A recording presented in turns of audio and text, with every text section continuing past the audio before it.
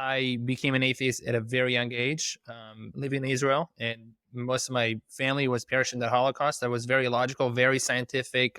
I majored in physics and robotics, and I was very much of a left brain type A person. That was like, if there was a Holocaust, there was all this shit, and all these bad circumstances. I'm going to call them bad right now. There's no God. I don't feel it. I don't see it. I can't. This is it. YOLO. I was very much in the YOLO.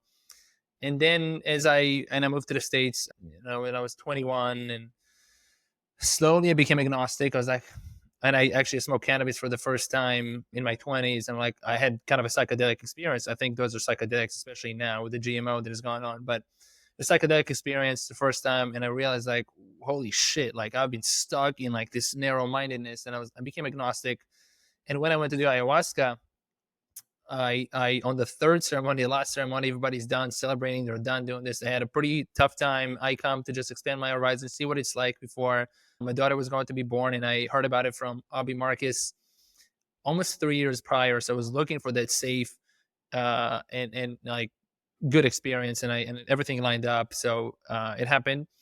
And the third ceremony, I was handed with a purge finally after I'm full surrender for pretty much 15 hours total of doing this 3 ceremonies, about 5 hours, if not more each.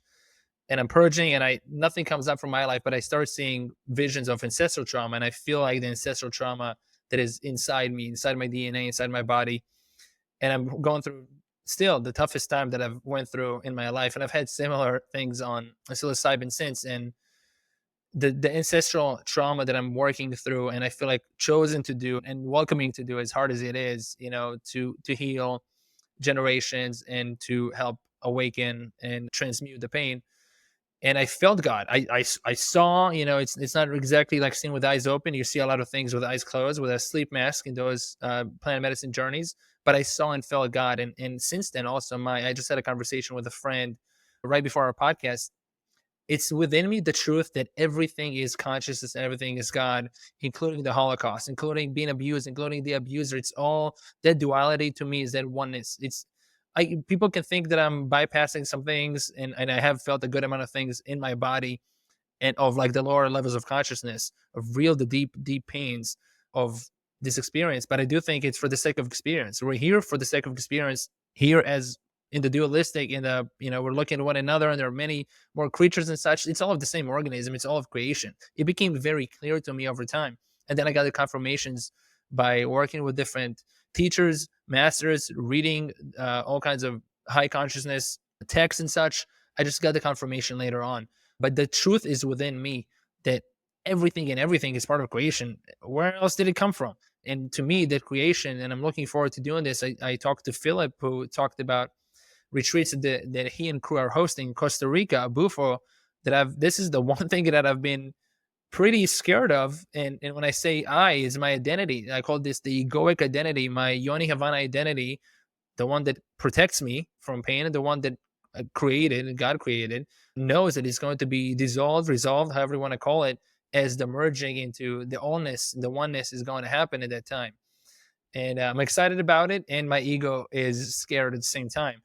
But when I talked to Philip and heard about it years ago, I knew that this is going to be the one. This is going to be the experience that I'm going to do first, at least. And there's going to be 2 ceremonies there. I feel called to do it. I feel called to do it with them. I think there's a resonance in terms of we are seeing and understanding a similar thing about how things work, and how to do them with grace and reverence. So this is where I'm at the moment. And so I had this conversation with a friend who in his stage thinks I'm trying to bypass a bunch of this. He's Jewish too. This Holocaust feelings. I told him there's all kinds of ways to work through trauma, to feel it, to have understanding, to have compassion for our parents or for the ancestors. There's not just one or a few ways to do it. There are infinite ways to do it. And the infinite ways that a lot of them I don't know about. I keep saying the things that I don't know will always be the majority. So yeah, love to share this 2 cents.